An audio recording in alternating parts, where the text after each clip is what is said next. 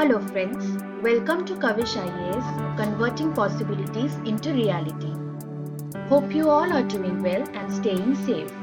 In this series of suggestives, we bring to you some essential yet interesting updates on current affairs with special importance on growth and development across the various aspects of our society.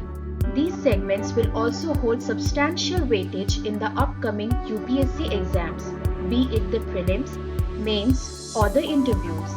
Today, we will be discussing about the data on gender parity as updated by World Economic Forum, or as we call it, WEF. We would also examine India's rank in it and shall see if its pace on fighting gender bias is fast enough to stand as one of the leading countries in this subject. So friends, let us start our session.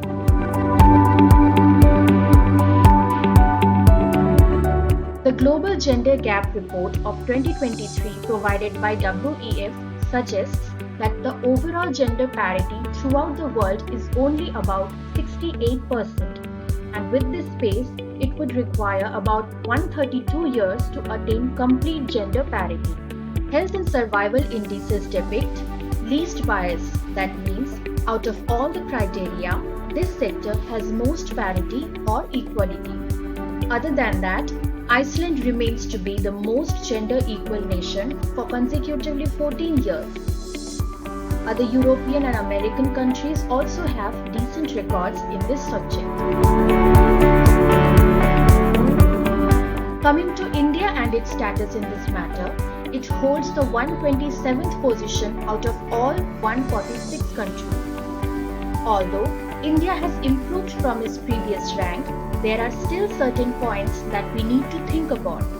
Its neighbors reportedly have better gender equality, with the best result being that of Bangladesh, with a rank of 59. Being a developing country whose economic and educational status is still behind those of India, Bangladesh wins over most of the countries of the Indian subcontinent, and India, being a global leader, unfortunately lags behind most of them.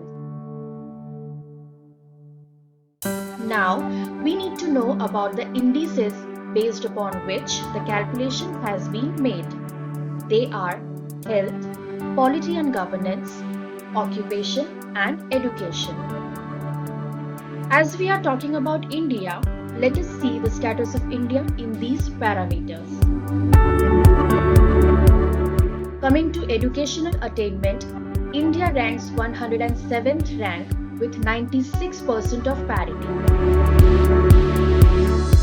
Coming to economic participation and opportunity, India has gotten 143rd rank with only 35% of gender equality.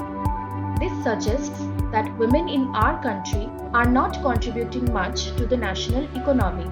There could be many reasons behind this. Household responsibilities, unwillingness of the family or the person herself are a few of them. Moving on to political empowerment, India has achieved as high as 48th rank in the world. With initiatives like 33% reservation for female participants, we as a nation have come a long way in promoting women for the same. Also, India has gotten her first ever female president belonging to minority as well. Such achievements represent the cleansing of our societal judgments in the country.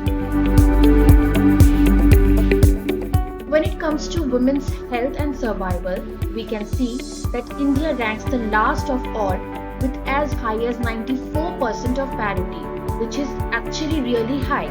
This indicates that the world is conscious about women's health and survival. Now, the question arises that what can we do to improve our status? As we can see, despite having as low as 27% of gender parity in polity and governance, India still ranks 48th position in this category. Does it mean that women are not confident enough to participate in politics? Or is it the world still not willing to accept female domination when it comes to governance? Overall, we all are dawdling to encourage women to join politics. In the end, please feel free to contact us regarding any confusion or clarification in this topic or any other topic in the chat box or in the contact number provided. Thank you and have a nice day.